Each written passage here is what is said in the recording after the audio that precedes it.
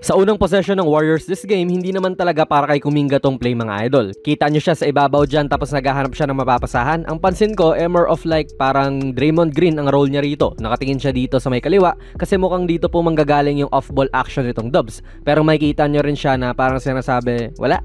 Or parang anong ginagawa nyo?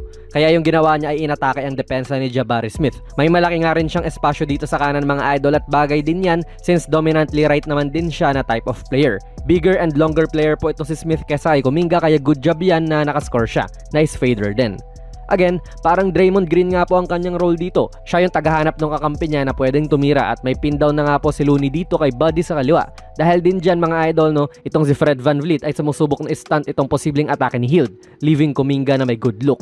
Props sa kanya din kasi nung mga nakaraan pag ganito, pinipili niyang umatake pa eh. Ngayon na mas marami talaga siyang looks gawa nung wala si Steph pati Draymond this game, binabato niya to.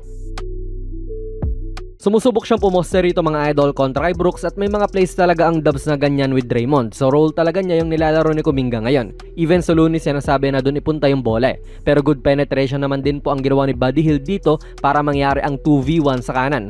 Looney and Kuminga versus Brooks na nga lang po yan which is hindi talaga papabor sa Houston. Again mga idol, mas malaya si Kuminga ngayon na walang Steph, kumpiyansa siya sa tira niya early in the game. Mas madalas din mga idol yung receiving end nung ganito mga handoff ng Warriors ay para sa shooter. Sina Steph o Buddy yung laging ginaganyan. Nabibigyan din naman si Kuminga ng ganito, kakapakita nga lang din natin nung clip na yon. Pero ngayon nga na mas kumpiyansa siyang tumira sa labas, mas hirap ang depensa malamang. Partida, umilalim na si Brooks dito sa screen at hudyat na nga po ito na ox nang tumira si Kuminga pero umatake pa rin siya. No help whatsoever din po mula kay Sengun sa loob, tila nanigas na nga lang ang depensa dyan.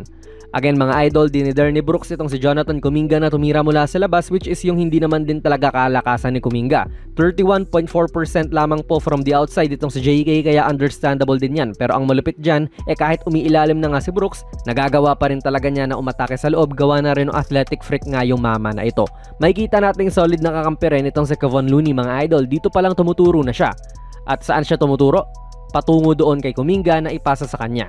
Kasi nag-iinit na nga rin siya at atake ng atake. Paano? Si Looney rin naman po ang kasama ni Kuminga sa 2-man game. Parang yung ginagawa nga nila ngayon. Talagang spam kina Looney at JK to early in the third quarter. At dito na nagiging first option talaga si JK kasi sunod-sunod yung mga shoot niya. Ang plano ng Rockets ay ganun pa rin. Either si JK na tumira mula sa labas kaya sinasadya rin po ni VanVleet na umilalim dyan. Pinagbayad sila ni Kuminga ngayon. Huling quarter na po at ganun pa rin, 2-man game pick and roll ni na Kevon Looney pati Jonathan Kuminga. Nakakagawa kasi ng paraan si Kuminga na makascore dyan at gamit na naman yung athletic ability niya rito. Naniniwala ako na sa bawat possession kayang-kayang gawin ni Kuminga to basta kumpiyansa lang siya.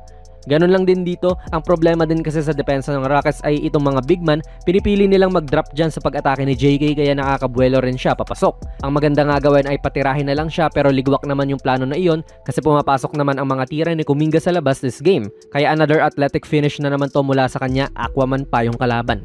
Ganap na ganap din ang pagiging first option ni JK dito. Less than a minute na nga lang po ang oras na nalalabi at 3 lang ang lamang dyan ng Dubs. Kaya importanteng makascore sila para mas efas ang kanilang kalamangan. At itong si JK ganun na naman. Literal, pick and roll ball handler siya sa ibabaw at nagagawa niyang tusahin ang secondary defender, mapasentro, forward o gwardiya man yan this game. Dito si VanVleet nga po na isang gwardiya ay nakata naman na siya kaya hindi kagad nakaatake. Pero nanaig pa rin nga po yung pagiging athletic niya.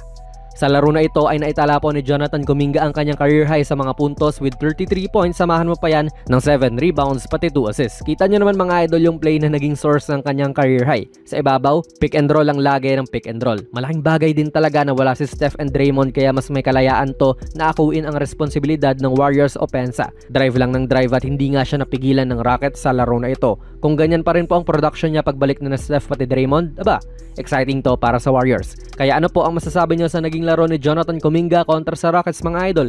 Ilagay nyo lang po ang inyong mga komento sa ating comment section sa baba. Kung nagustuhan nyo po ang ating video ay pipindot na lang idol ng like button, mag-subscribe ka na rin sa ating channel at ako nga pala si Jonas PB and as always, hanggang sa muli.